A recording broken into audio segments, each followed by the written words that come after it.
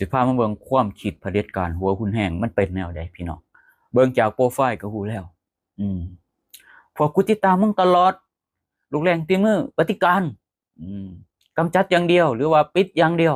คือความหมายแบบเดียวกับสื่อเลยเนาะสื่อ Facebook ก็โหดเนาะต่างมากพวกนี้มันมีความคิดเห็นที่ถูกต้องอยู่บ่หรือว่ามีความคิดเห็นเกินว่าเป็นสัมมาทิฏฐิคือความคิดชอบความคิดดีความคิดที่เที่ยงธรรมบ่มีพี่น้องพวกนี้มันถูกเสี่ยมสอนส่งเสริมปลูกฝังมาแบบนี้ไปเห็นต่างเป็นปรปักษ์เป็นศัตรูไปเบิดแอดมินเป็นศัตรูหม่องใดว่าถ้าเทียบกับผู้ที่โกงชาติบ้านเมืองขายทรัพยากรของชาติขายดินให้ต่างประเทศมายึดเอาดินร่อนตอนหญ้าของประชาชนคนลาวไผคือศัตรูของชาตินะคนส่อราดบังหลวงส่อโกงเนี่ยไผเป็นศัตรูระหว่างคนพวกนี้กับแอดมินพวกนี้เข้าใจบ่เข้าใจ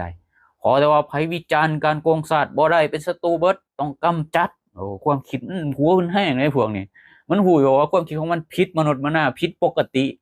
มีแต่อยากประหารมันหูอยู่บ่หูเพราะว่าความคิดเขาบ่ได้ถูกสอนเรื่องผิดชอบชั่วดีเขาสอนมาให้กำจัดอย่างเดียวเป็นม้าหับใส่ม้าพานหับใส่ของเจ้านายอย่างเดียวบ่ได้หูจักผิดชอบชั่วดีพวกนี้มันบ่แม่นคนปกติสมองมันบ่ต่างกับซอมบี้หรอกพี่น้องถือควบคุมเนาะโดยอีหยังบางอย่างที่เขาไปควบคุม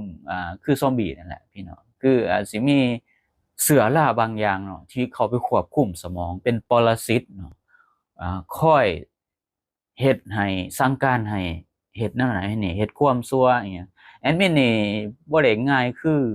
บ่าวหมอแคนได้สิมากำจัดได้ง่ายๆปานนี้เขาฮู้อยู่ว่าโปรไฟล์ของเขาแนวนี้เฮ็ดโปรไฟล์มาแนวนี้มันผิดต่อภาพลักษณ์หรือภาพพจน์ของเจ้านายของเขาแนวใดมันบ่ฮู้เพราะว่ามันว่าสิ่งที่มันเฮ็ดสิ่งที่มันเว้าเป็นสิ่งที่ถูกต้องชอบธรรมเป็นหลักของ